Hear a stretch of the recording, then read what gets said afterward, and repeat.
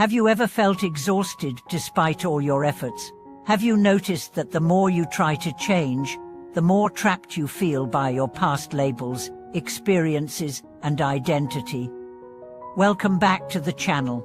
Today, we are going to explore deeply the concept of returning to zero, a seemingly abstract but immensely practical idea that many have found crucial for true transformation. This theme has sparked a lot of feedback in recent episodes, and it resonates deeply because often what holds us back is not ability or environment, but our unwillingness to reset our hearts.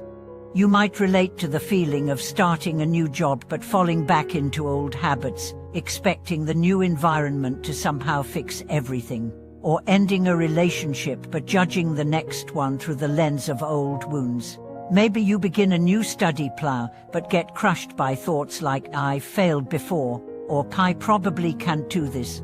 These are not failures of circumstance, but the result of a heart that hasn't truly returned to zero.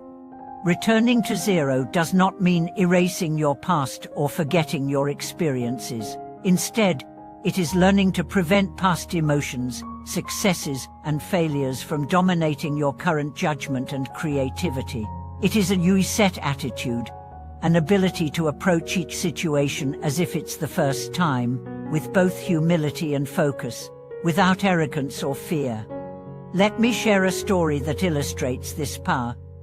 A young man who had failed the university entrance exam 3 times finally succeeded on his 4th try. In that 4th year, he was the only repeat candidate in a class full of first-timers. When offered the role of class study leader, she initially declined, feeling unworthy due to past failures. His teacher said something that changed everything. "The person you were before doesn't define who you are now. Can you see yourself from zero?" That simple question sparked a transformation. He set aside old notes and answers, approaching every practice test as new. The result was top-tier university admission. He said, "Returning to zero isn't about forgetting the past but refusing to be defined by it." This story shows the true essence of psychological resilience. Many people fail not because of lack of skill, but due to a rigid mindset trapped in labels and fears. One failure stamps the mark of loser. One hurt closes them off from relationships. One mistake becomes a permanent brand of untrustworthiness. True maturity is learning to reset your heart before every new beginning. Some may wonder how to return to zero, especially when burdened by so many memories and roles. The truth is, it's never a one-time heroic act but a continuous practice. Like breathing, each day you inhale lessons and exhale attachments. It requires both space and ritual. In my life, I keep a monthly reset day. On the last day of every month, I spend an hour reflecting on where I've been too stubborn, proud, or anxious. I write a letter to myself acknowledging these, and then place it in a reset box, never to be reread. This simple act has lightened my spirit, allowing me to move through work and life with less baggage. Returning to zero is not only for failures but even for success. Many who achieve great fame or wealth become trapped by their past glories, afraid to start anew. Their identity becomes rigid, making risk-taking and growth difficult.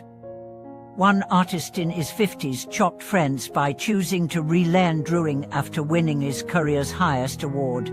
While others called him crazy, he knew this was his only escape from the Talo prison.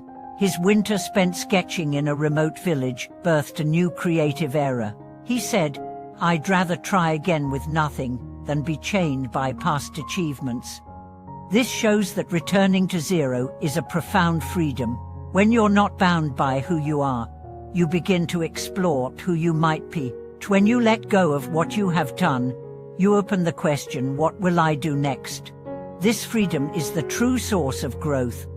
Many get caught in showing off achievements on social media, forgetting that real healing and transformation happen unseen. You gather your broken self in the dark, wash away frustration with tears, and hand yourself a blank page to write anew. Returning to zero is that blank page, not pressuring success or change, but quietly assuring you that everything can start over now. That can't is our greatest security. Sometimes we misunderstand returning to zero as emotional release or spiritual advice. The deeper truth is about consciously regaining the power of choice. Life's whirlpools push us off course, and knowing when to pause and ask, "Am I truly ready to let go of this self to move forward?" is the moment of real power.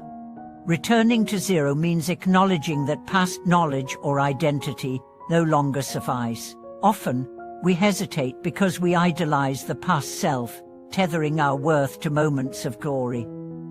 Life isn't a linear accumulation, but a spiral of transcendence. Each new, higher starting point demands courage to face uncertainty. A friend who left a high-paying executive role to start a business faced many doubts and betrayals but stayed committed to redefining herself. Her reset was not born from failure but from success at the peak. This bravery allowed her to rebuild from scratch, proving the value of returning to zero. This mindset is not easy, but it is the foundation for true growth and freedom. When you stop being haunted by who you were, you allow your potential to unfold. Thank you for joining me today. If you resonate with this idea of returning to zero, please share your own stories in the comments. Don't forget to like and subscribe to support the channel. Thank you for watching this video. Let's keep learning how to reset and move forward lightly together.